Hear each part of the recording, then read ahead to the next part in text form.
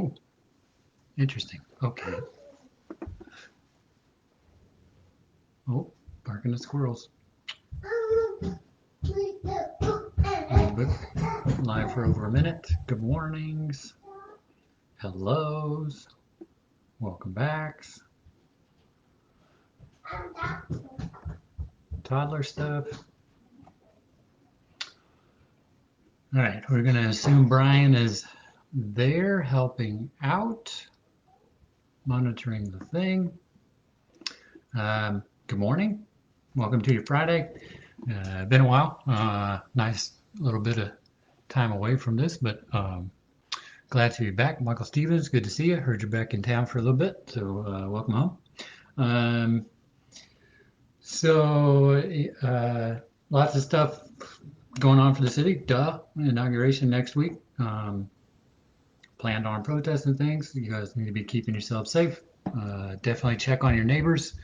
Make plans. Make sure everybody's okay. Think of ways to stay vigilant, but also out of the way, I suppose, so the folks can do their work. Scary moment for the city and for everybody, but let's try and keep it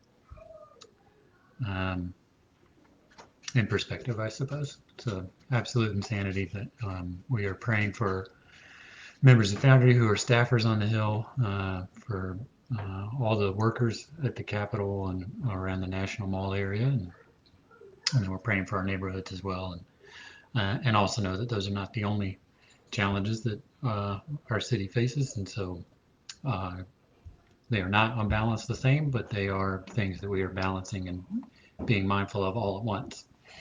Which brings us to what we talk about this morning, which is the point in time count that's happening at the end of the month. So while we have all of this national stage happening right this minute and next week, the very next week we are back to work with things that are critical for our neighbors and neighborhoods, and that is the point in time count that Foundry is helping out with.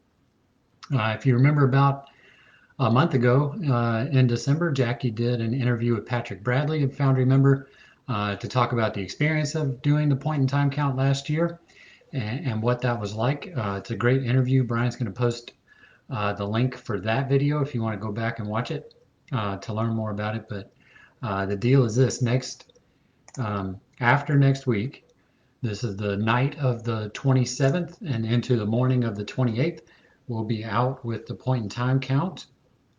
It happens every year, weather permitting, and it's a directive from the Department of Housing and Urban Development. And what it is all the major metropolitan areas around the country go out and literally count by hand, in person, every person who is sleeping on the street or in more rural areas, like in the woods or something like that. Even here in DC, like all along Rock Creek Park and other park areas in the city. They do it in the middle of winter so that as many people, hopefully as many people as possible, are already residing in the shelters, so to make it a little easier to count them. But then for everybody else who sleeps that night on the street, there are teams of people walking around to interview them and fill out the survey. It's very similar to the census, but it different from the census in that it helps to target the way to where we put the resources for the city in terms of homeless services, where we send the outreach teams who interact with people experiencing homelessness to try and help move them into housing or into jobs or into shelter, whatever we can do to help try and address the various forms of trauma that people are facing in their experience of homelessness, and to also try and direct mental health resources. But it also informs the city about how much we need to be investing. We're constantly underinvesting, but this is a critical tool in data collection that helps it be a little more real. So this year, because of COVID, normally it would be a big kind of launch event. We'd all be in one place. We'd split out by neighborhoods and we'd go out with our team and team leaders to different parts of the areas around the city. This year it's split out, and what they've kind of asked from us, and that's because I have served as a team lead in previous years. They asked us as Foundry and me, can we handle the area around DuPont Circle? And of course, we said yes, we can handle that. And so what we'll do is a team will go out with me and Kate Coventry and a few other members of the Sacred Resistance team, folks who have worked on chronic homelessness stuff for years and years. We will train you, we will equip you, and we will send you around. We'll check in throughout the night, and you will literally walk small sections of the DuPont neighborhood and interview any person you see who is sleeping out that night to see both one, are you experiencing homelessness, but then two, what kind of services might you need immediately. They do make available mental health resources over the phone, and there's different levels of immediate service available based on things like veteran status and things like that. So it's an interesting evening, but the main point is to try and get locations and then as much information as possible. It's really helpful that we get this done, but it's also a pretty critical insight for any of the volunteers who are going out. Maybe you've never actually sat and had an intentional interaction with somebody who's actively experiencing homelessness. It can be quite the eye-opening experience. So if you're available, we're at about 9 people for our team right now. We can handle up to about 16. We have 8 little sections of the DuPont neighborhood that we cover, and you can see a little bit of that map on the registration page that Brian has put into the chat. So even if you just want to kind of get an idea of like the area that we're covering, and you can't come out with us, that's fine, but that'll give you an idea. We're handling all the little squares in red for the DuPont area. It takes place late in the evening. We'll start this year a little earlier than normal, probably around 8 o'clock, 8:30. But technically we go until 2 a.m.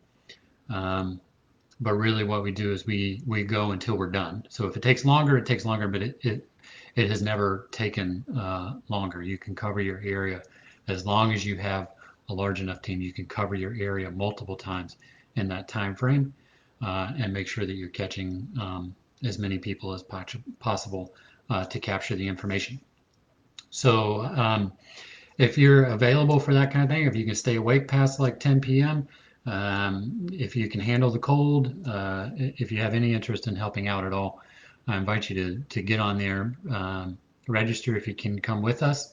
If you can't, just take a minute to learn more about how this count works and what it does for the city. You can see more information on that registration page and on the links over to the community partnership who actually administer the count. We used to do it by paper. Last year they started doing it by app.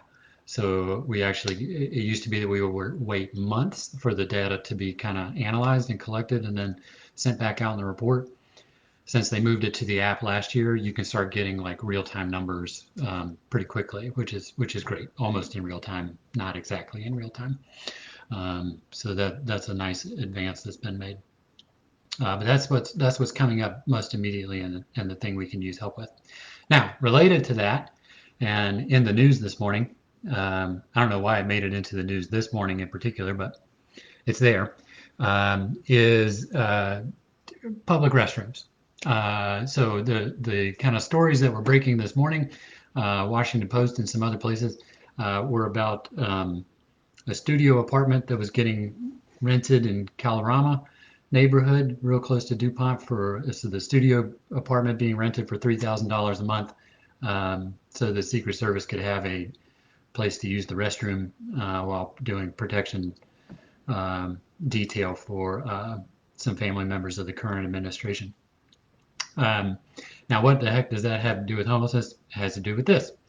2 years ago, we, along with the Foundry, along with like Stead Park, and also especially the effort led by the People for Fairness Coalition, which is a group of folks who are both experiencing homelessness and previously experiencing homelessness, worked really hard to get a public bathroom bill passed. Now, that was 2019.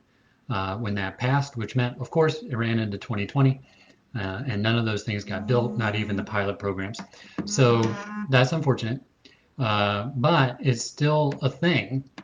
And I only mention it in relation to that studio apartment thing because the write up that Foreign Policy magazine gave about it this morning um, mentions that there are actually only 7 public restrooms listed in all of Washington D.C. This is something that we've been aware of for a while. It's one of the reasons that folks have pushed to get more public restrooms added in, especially folks who are experiencing homelessness, because it's for a city like this where we have so many tourists.